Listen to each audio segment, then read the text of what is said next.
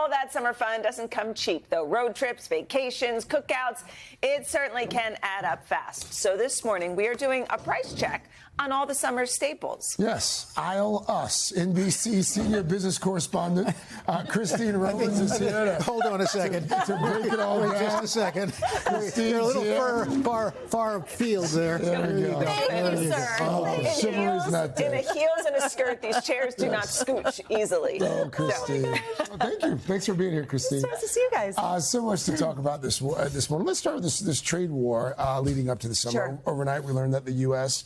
and China, it sounds as if they have at least reached the contours of a deal, maybe. What could that mean for the prices that we pay? I think these two countries, the two biggest trading partners, are back on track, the U.S. and China, and that's really important here. You know, they had lowered the temperature in Geneva, Switzerland in May. Then they got off track. Now they're back on track. So I wouldn't say this is a signed, seal, delivered, 100% done deal. It's more like a framework, but this is good news, and this is really good news in the tariff and inflation story going forward, that these two work this all out. And I think you got some good news as far as the pump as we get ready to start driving. Yeah, summer price check on hitting the road. You know, you've got 30 cents a gallon less this summer than last summer for the price of gas. That 32 cents, that's significant. That's $6 or $7 a tank if you're talking about a mid-size SUV. I can notice that I'm paying less. I live in New Jersey where it's really cheap. I saw $2.85 this morning, nice. so it's at $2.85. Yeah, so that's better than the rest of the country. But that is $6 or $7 for a tank of gas, and that is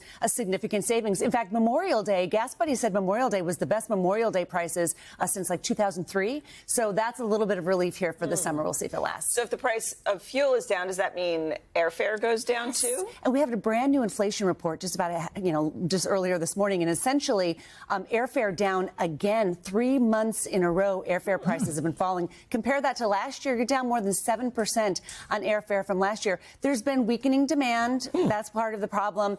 Trade war uncertainty is another part of the problem. International travelers coming here, Canadian travelers down. That's sort of in the mix for some of these airlines as well. But if you're looking to fly this summer, there's some better prices right now. What about car prices? I know for a while with the talk of the tariffs and trade wars, that was raising the prices of cars on the lot. Is that still the case? We are still in this moment right now where it's pre-tariff sales. You saw a lot of dealers just bringing in a ton of stuff trying to get ahead of tariffs. So there are still pre-tariff prices on the lot. So we saw used car and new car prices fall in May, which was a little bit of surprise. A lot of economists tell me they're expecting the higher prices to come late summer, next fall. So people who are buying now ahead of trade war uncertainty, they are still finding some deals. That's good news. Okay, what about when we head to the grocery store? What's going on there? Well, you know, egg prices are finally coming down. They hit record highs in March, and we've seen egg prices down. They fell again last month. Chicken prices fell last month. Seafood prices fell last month.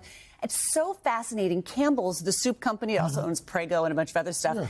They were noting to investors this week that they're seeing their sales rise of certain things that are really good value. And it's young Gen Zers and young millennials who are eating more at home, cooking more at home. And you start with soup. It's like the first thing you learn. And they're looking for value. So we're seeing some of these prices come down, but you're also seeing consumer behavior, especially these young consumers who maybe they're turning into little foodies in this. They're nesting. Exactly. Yeah. So I thought that was really fascinating that young people are home with their friends and cooking more. And You've got some young people at home. Are they cooking more? Oh my gosh, they just eat more. That's what I was going to say. Mom and Dad are cooking more. I don't even call them my three kids. I call them my three cost centers. You know? They just gobble everything up. Oh yeah.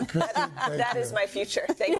Hey, thanks for watching. And don't forget, you can catch the Today Show every morning on NBC or take Today when you're on the go. Just follow the Today podcast on Apple Podcasts, Spotify, or wherever you listen.